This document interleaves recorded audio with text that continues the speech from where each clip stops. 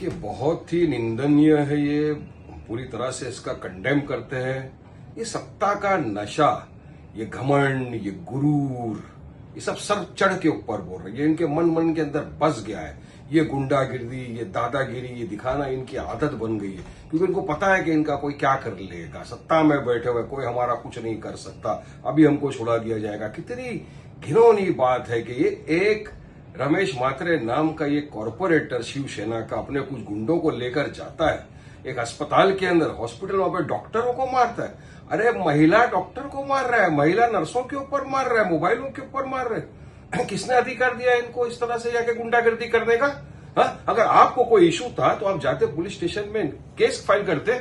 इस तरह से आप डॉक्टरों को, नर्सों को, इनको मारेंगे जाके क्या? ये वही डॉक्टर है, ये वही नर्स है जिन्होंने कोविड काल के अंदर लोगों की जान बचाने की कोशिश की, अपनी जान की परवाह किए बिना।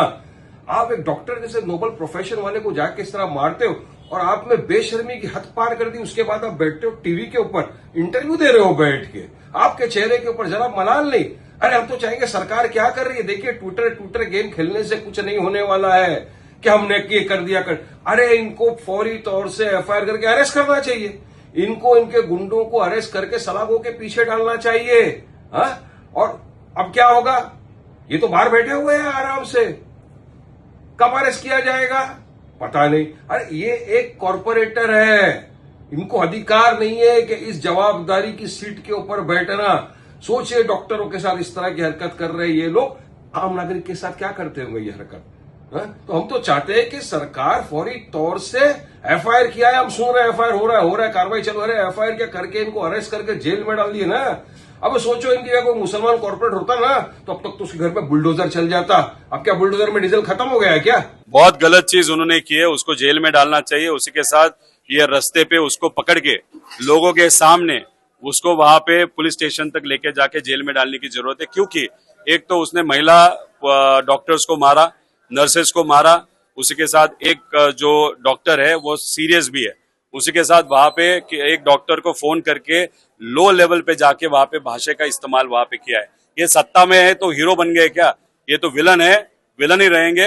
उनके ऊपर एक्शन लेने की जरूरत है और वैसा कायदा है, लेकिन अनफॉर्चुनेटली होम डिपार्टमेंट कोई भी कार्रवाई वहां पे नहीं कर रहा, और सत्ताधारी जो नेता है वो भी इस क्रिमिनल माइंड व्यक्ति को वहां पे सपोर्ट कर रहे हैं। सर, एमएलए यहाँ के जो एमएलए है रविंद्र चौहान, उनका ये एरिया है, और जिस तरह देखा जाए उनके साथ में पुलिस यंत्रणा भी थी, और उसी वक्त ये सब पूरा। देखो हमको जो पता चला, लेकिन जैसे मैं एमएलए हूँ, मेरे साथ कोई पुलिस प्रोटेक्शन नहीं होता। ये रमेश म्हात्रे जो है वो क्रिमिनल बैकग्राउंड का है, उसके साथ एक पुलिस कांस्टेबल दिया गया है ऐसा मुझे लगता है, सुना है मैंने। अभी पुलिस तो डेफिनेटली उसके माध्यम से उसका लोकेशन ढूंढ सकती है। सुबह प्रेस कॉन्फ्रेंस वो ले रहा है, अभी तक एक्शन नहीं ली।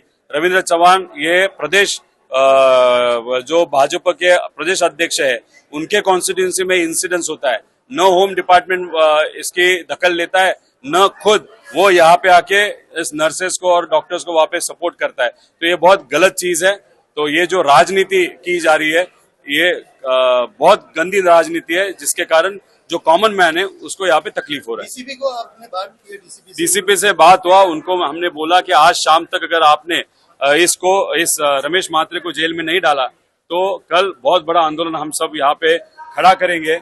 और उन्होंने बोलते हुए बोला कि हम कार्रवाई करेंगे। कार्रवाई एक ही है, जेल में डालना। अगर वो कार्रवाई आज शाम तक नहीं हुई तो इस पुलिस को, डिपार्टमेंट को, सरकार को ये बहुत महंगा पड़ेगा। यहाँ पर डर का माहौल बना हुआ है, इनके डर भी निकलना चाहिए। देखो, आज के बाद अगर कोई भी डॉक्टर, नर्स हो, मेल हो या फीमेल हो, किसी के बाल को भी अगर किसी ने टच किया तो पुलिस डिपार्टमेंट को और ये सरकार को ये बहुत महंगा पड़ेगा, ये हम कह रहे हैं।